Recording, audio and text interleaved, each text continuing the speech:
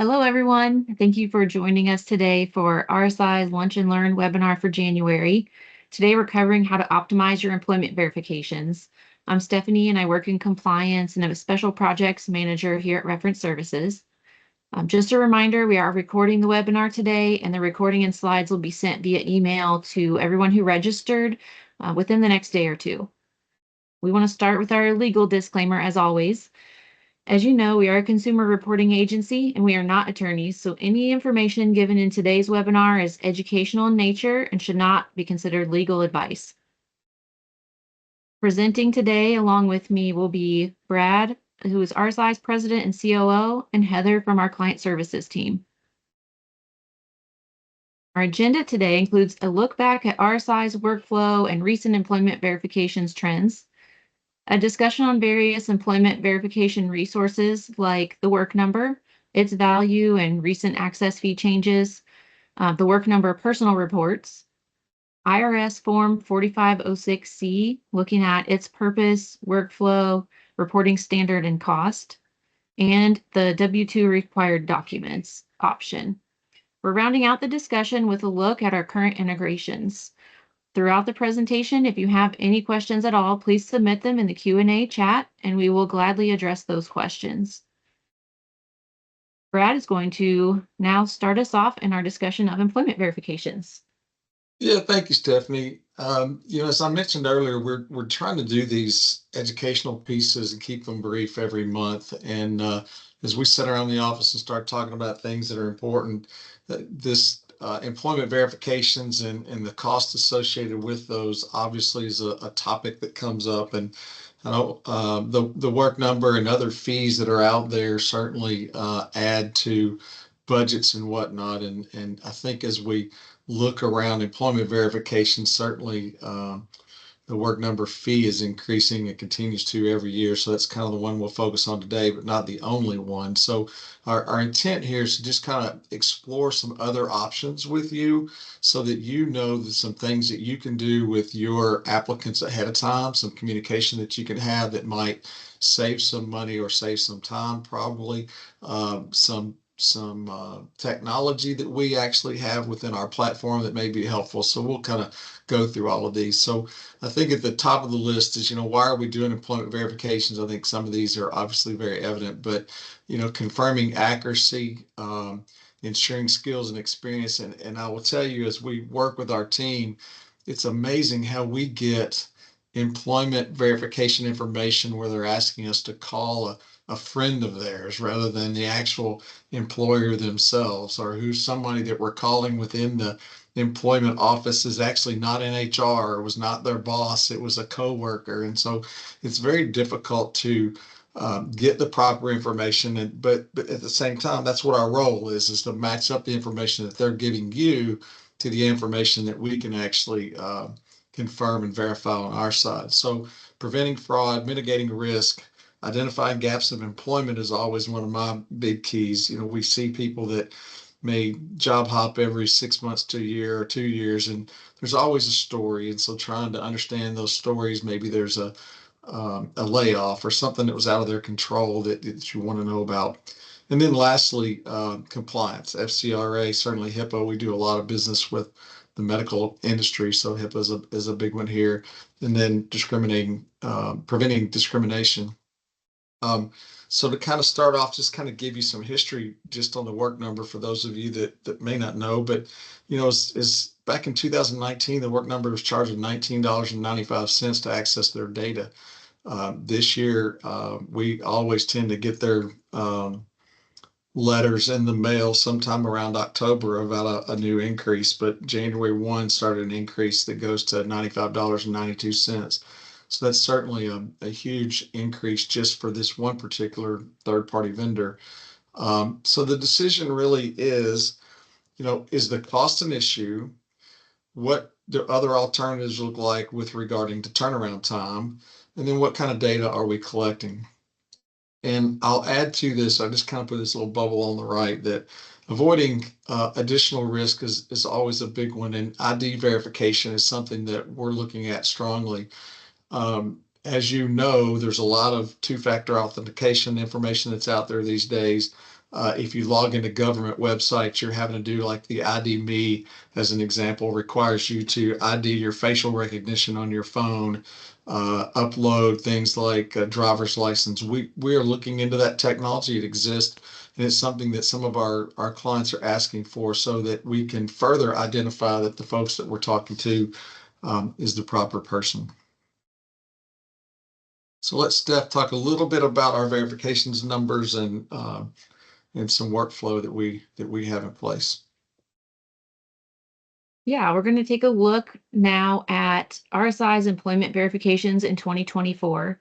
Um, if the applicant has not provided RSI employment verification proof, we source the work number first. We recently did a study of our last 20,000 verifications, and in those 20,000, about 40% of those were completed via the work number. 50% were completed by our in-house verifications team inquiring directly with employers, and the remaining 10% or so were completed via other third-party sources. Like Brad mentioned previously, when considering the best employment verification option for your company, your team will need to compare and decide what's the most valuable to your organization. So taking a look at the cost, the turnaround time, and the details that are going to be available in the data collected. And now as we take a deeper dive into the typical workflow and looking at how the RSI software handles this process, whether you are using the RSI platform directly or if you're ordering via an integration, most of the time the process starts with an applicant providing the information to complete the verification.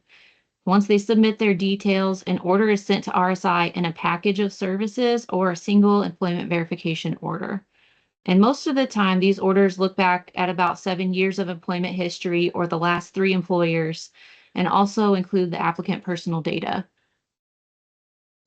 Like we mentioned before, if we haven't received proof of the employment verification directly from the applicant with the original order, our first resource is the work number. RSI sources the work numbers report called Employment Data Report All. And we have chosen this option because it has a lower fee than the 3, 5, or 7-year report, and it gives us access to more information. Because of this, you may receive more data than was originally entered based on what information was returned from the work number. So looking at the technical process a little bit more, the work number will return all results on file for that individual, if any. And anytime results are found on the work number, RSI will pass through the fee of $95.92 that Brad mentioned earlier. The RSI verifications team will double check and verify the information the applicant submitted against the work number results, and then we'll complete those orders. For any outstanding employers not found on the work number, the RSI verifications team will immediately begin the process of contacting the employers to complete those verifications. Many times we are able to complete the verification directly with the employer, but in some cases, as we saw in the previous slide, about 10% of cases overall, we are referred to another third party to complete those orders. And then once all the employment verifications are complete, RSI will close the orders, which then prompts the system to send the completed report as long as all the other searches are complete on that report as well. Yeah, Steph, I might add, we actually say here that we pull the employment data report all level, and sometimes we may return things beyond what's asked. We do take in consideration the custom scope that our clients ask for. So some of our clients say we don't want everything that's out there from work number, just verify the 2 or 3 that are there. So we are client specific with regard to that. But most of the time, if we don't have special instructions, we will return everything that we've been able to source. Yeah, and if I can just jump back in with a little comment about turnaround time. Um, it's usually 48 hours or less, but just wanted to kind of sidebar with a note that there's always the chance of some circumstances that are outside of our control that may slow down those turnaround times. So things like natural disasters, hurricanes, flooding, snowstorms, anything like that that may result in businesses closing temporarily may slow down our ability to confirm those previous employments. So when manual outreach to the employers is needed. But when those things come up, we always communicate any updates through the notes in our system to keep you up to date on the status of your orders. So I wanted to touch too on why we use the work number and why we source it first, and just give you a little bit of clarity on the back end. So Equifax owns the work number, and they claim to have over 50% of the employer business information in their database. So since 2023, they say that they have 10% more data. They say that they have 3.4 million employers contributing to their data. And so when you look at, as an example, the source of the Small Business Entrepreneurial Council says that there's 6.1 million employer businesses. And by definition, that's anyone that actually has a payroll. So if you take the math there, that's where they come up with more than 50% of the employer business data. So I can tell you that, when we call companies like Target, Walmart, Lowe's, Home Depot, anybody that's large like that, they don't allow us to talk to their HR departments. They simply say you've got to contact the work number, because the work number is pulling all that data right out of their payroll systems and updating it every 2 weeks through a payroll cycle. So that's where that information is coming from, and why they have so much data, and they know that. Quite frankly, it's why these fee increases have come up so much, because they have so much data to source. In fact, they state over 695 million records on file. The good thing about it is, we can get this data same day. Usually it's pretty instant, and then we just have to verify the data and then put it into our reports. As I mentioned earlier, beginning January of this year, that rate increased to $95.92. This is an RSI negotiated discount. The normal rate for most of you on this call, if you were to go to them direct, you would pay somewhere around $119 for that. All right, and now we're going to take a look at start looking at some alternatives. And this first one is using RSI required forms in our applicant portal. So using RSI's Quick App technology, applicants receive a text or email invitation to input their personal data and sign authorization forms specific to their background check.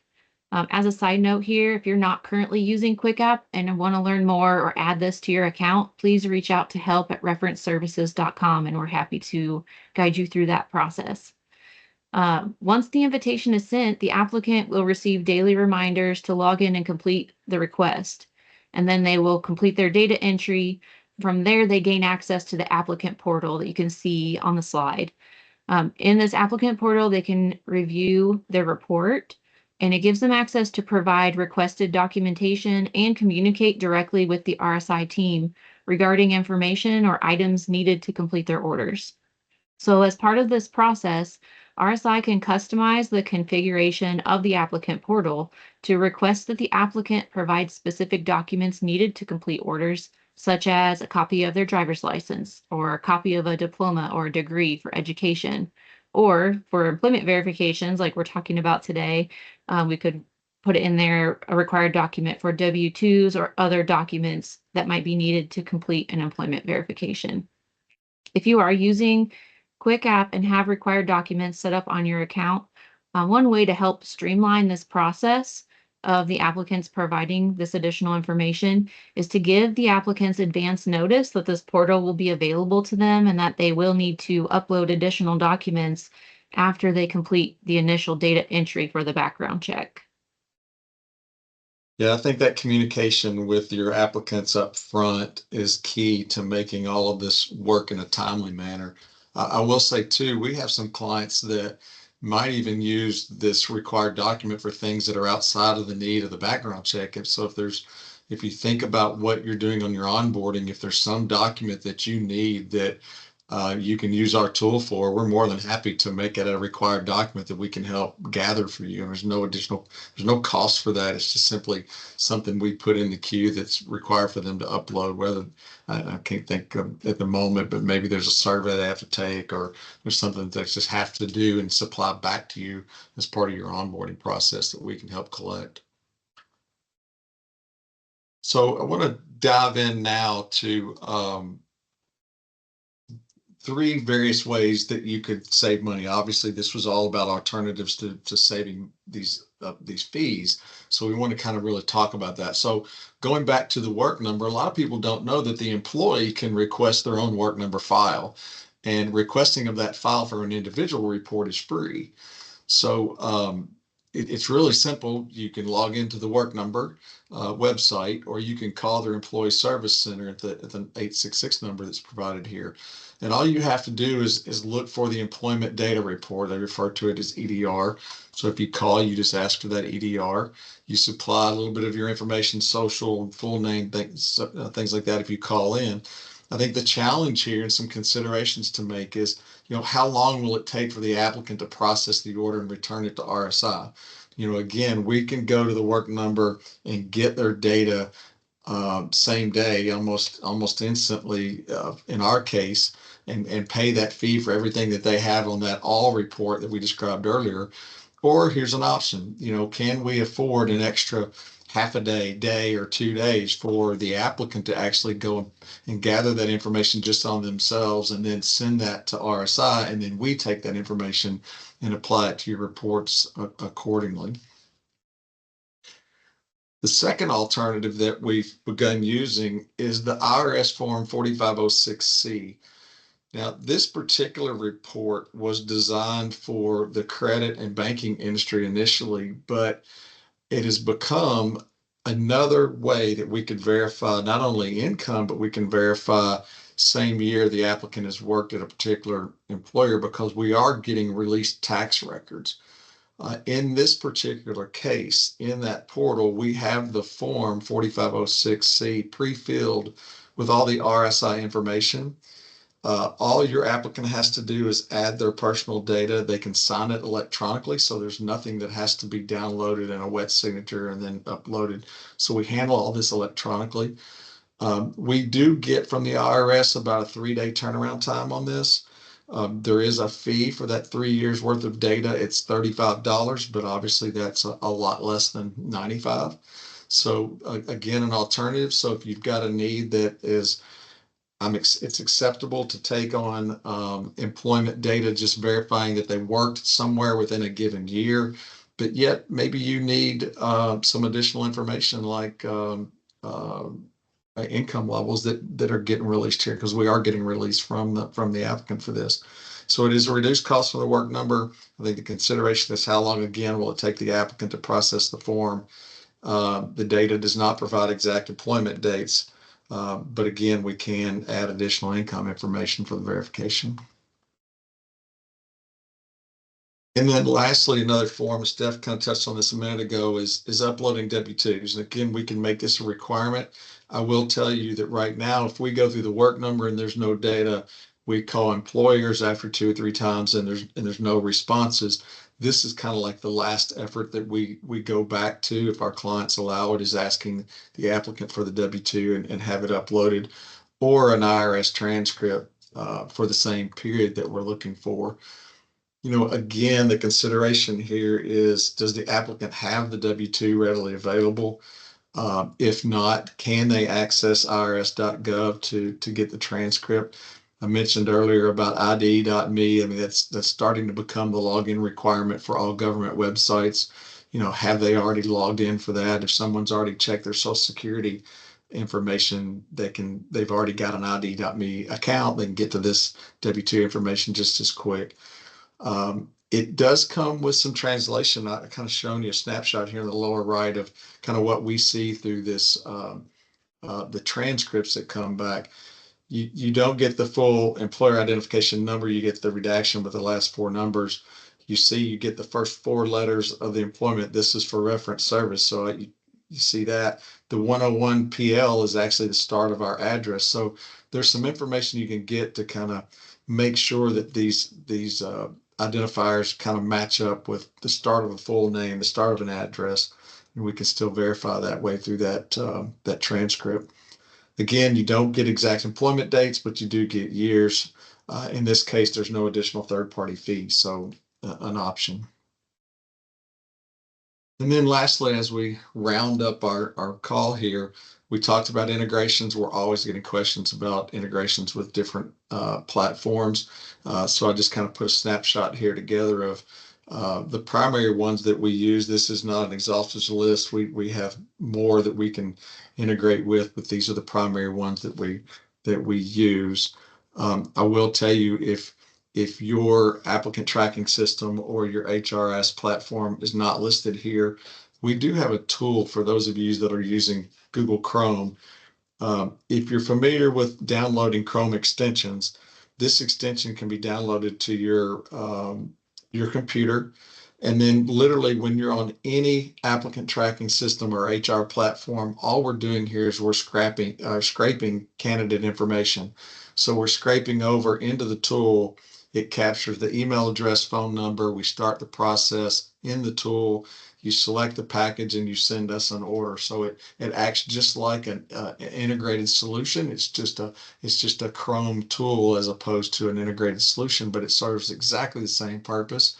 When you hit submit, it sends that quick app invitation to your applicant with the exact same integration process. So just something to think about. If you would like to know more on this, just hit our help desk and we'll get back with you. But Stephanie, I'll let you kind of give some takeaway summaries here, and then we'll answer any questions if any. Yeah, and just one other nice thing about that Chrome extension is the results are visible in the extension as well. You don't have to log into RSI to get them. So it's all in one place, just like Brad said, like a normal integration. So before we get to the key takeaways, I just wanted to double check and see, Heather, have we had any questions come in? We have not yet. After you're done with your key takeaways, I had a couple things I wanted to add for some tips, but I Sure. don't see any questions yet. Okay, so now's the time. If you have questions, go ahead and type those into the Q&A. And I'm going to go through some of the key takeaways from today's session. So employment verifications play an important role in onboarding new employees. Just a couple of things to remember. The work number claims to source over 50% of employer business, and the work number fee is increasing annually. There are alternatives to the work number, but you must consider turnaround time and data retrieved in those alternatives. And those alternatives include the personal work number report, which is free to the applicant, IRS Form 4506C, and W-2s. Lots of integration options are available to make ordering and reviewing reports simpler, including the RSI Chrome extension. And just a couple of other reminders. Be sure to check the RSI news and announcements often. That's when you first log into the RSI system. You'll see those on the homepage.